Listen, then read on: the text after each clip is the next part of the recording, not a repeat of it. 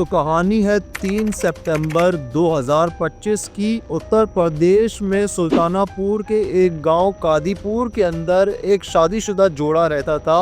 Husband का नाम था महेश और वाइफ का नाम था पूजा, और ये लोग एक जॉइंट फैमिली में रहते थे जिसमें इनके सास ससुर और 3 बच्चे भी थे। शादी को काफ़ी टाइम हो चुका था और सब कुछ बिल्कुल ठीक चल रहा था, लेकिन उसके बाद फिर ज़्यादा पैसा कमाने के लिए जो यहाँ पे महेश है, पूजा का हस्बैंड, वो यहाँ पे लुधियाना पंजाब चला जाता है। और उसके बाद फिर पूजा जो है वो अकेली हो जाती है और गांव में एक किराना वाले की दुकान थी जिसका नाम था जयप्रकाश। जयप्रकाश के पास पूजा जो है वो बार बार जाया करती थी सामान लेने के लिए। और जयप्रकाश जो है वो एक नरम दिल इंसान था, क्योंकि वो पूजा को जो है वो उधार पे भी सामान दे देता था। तो इस तरीके से यहाँ पे जयप्रकाश और पूजा की एक अच्छी दोस्ती हो जाती है और उसके बाद फिर इन दोनों के बीच जो है वो हंसी मजाक शुरू हो जाता है। और हंसी मजाक से ही कब इन दोनों में प्यार हो जाता है ये इन दोनों को भी पता नहीं लगा था। पूजा जो है वो अक्सर यहाँ पे जयप्रकाश के घर जाया करती थी और उन दोनों का आपस में जो है वो सेक्सुअल रिलेशन भी था, क्योंकि पूजा की सेक्सुअल ख्वाहिशात को पूरा करने के लिए उसका हस्बैंड जो है वो उस गाँव में मौजूद नहीं था, तो वो अपनी ख्वाहिशात पूरी करवाने के लिए यहाँ पे जयप्रकाश के पास जाया करती थी। और उसके बाद फिर गांव वालों को जो है वो शक होने लगता है यहाँ पे पूजा के ऊपर कि ये बार बार जो है वो जयप्रकाश के घर पे क्यों जाती है। तो उनको जो है वो इस बात की भनक हो जाती है कि इन दोनों के बीच में जो है वो अफेयर चल रहा है। और गाँव वाले इस बात की खबर जो है वो महेश को देते हैं जो पंजाब में मौजूद था। और महेश इस बात को सुनते ही साथ जो है वो वापस आ जाता है यहाँ पे अपने गांव में कि अगर मैं पूजा के साथ रहूँगा तो पूजा जो है वो किसी और से अफेयर नहीं करेगी। लेकिन पूजा का जो है वो अब इंटरेस्ट यहाँ पे पूरे तरीके से ख़त्म हो चुका था यहाँ पे महेश में, और वो जो है वो जयप्रकाश के साथ ही अफेयर में थी। एक दिन यहाँ पे शाम को जब बारिश हो रही थी तो यहाँ पे जो जयप्रकाश है वो पूजा से कहता है कि मुझे मुर्गी खाने का मन कर रहा है, मैं मुर्गी लेकर आता हूँ। तो पूजा उससे कहती है कि मुझे जो है वो मछली खाने का मन कर रहा है, तो मेरे लिए मछली भी ले आओ। तो उसके बाद फिर जो है ना जयप्रकाश यहाँ पे जो है वो मछली लेने चला जाता है। और उसके बाद फिर जो पूजा थी वो यहाँ पे मसाला लेने चली जाती है यहाँ पे जयप्रकाश के पास। और उसके बाद फिर बहुत तेज़ बारिश होने लग जाती है, वो वहीं पर ही फंस जाती है, उसी की दुकान में फंस जाती है, क्योंकि वो अपने साथ कोई भी छाता नहीं लेकर गई थी और कुछ ओढ़ कर भी नहीं गई थी कि वो जो है वो बारिश से किसी तरीके से बच सके। तो उसके बाद फिर जो है ना पूजा बारिश ख़त्म होने का इंतज़ार कर ही रही थी कि प्रकाश का जो है वो दोबारा दिल कर जाता है यहाँ पे पूजा के साथ उस मौसम का फ़ायदा उठाने का, उस मौसम के मज़े लेने का। तो उसके बाद फिर वो दोनों जो है वो दुकान के पीछे ही जो है वो करना शुरू हो जाते हैं, और वो दोनों कर ही रहे होते हैं। उसी रास्ते से जो है वो पूजा का हस्बैंड आ रहा था महेश, वो उन्हें देख लेता है।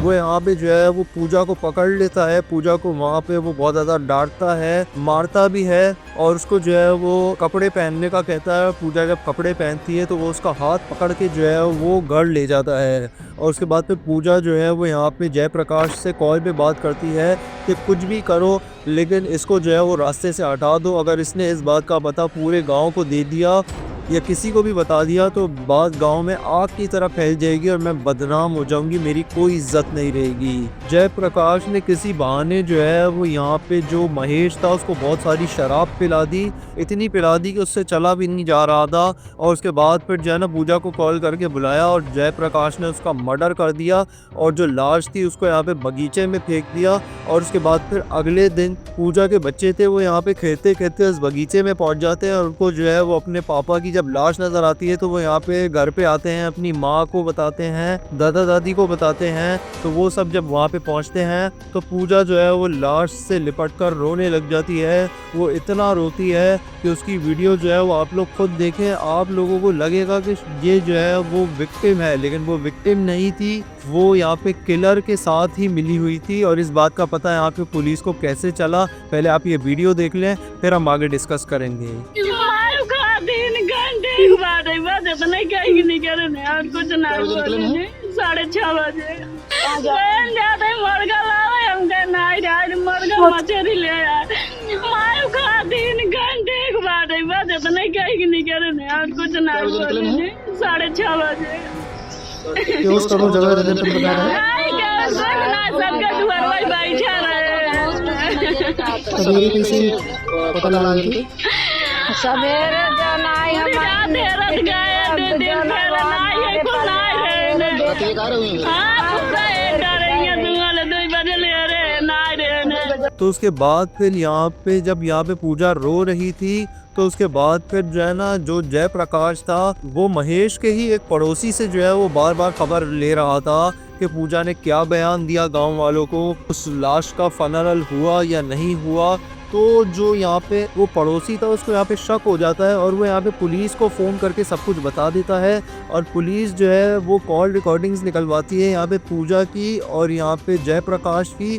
तो उनको जो है वो पता लग जाता है कि ये मर्डर जो है वो जयप्रकाश और पूजा ने ही मिलकर किया है और वहीं पर ही पुलिस आती है और जो है वो यहाँ पे पूजा को अरेस्ट कर लेती है और जयप्रकाश को भी जो है वो घर से अरेस्ट कर लेती है और वहीं पर ही जो है सारे गांव वालों के सामने जो है वो उनको गाड़ी में बिठाती है और गाड़ी में बिठाकर ले जाती है। और अब इनके ऊपर केस चलेगा।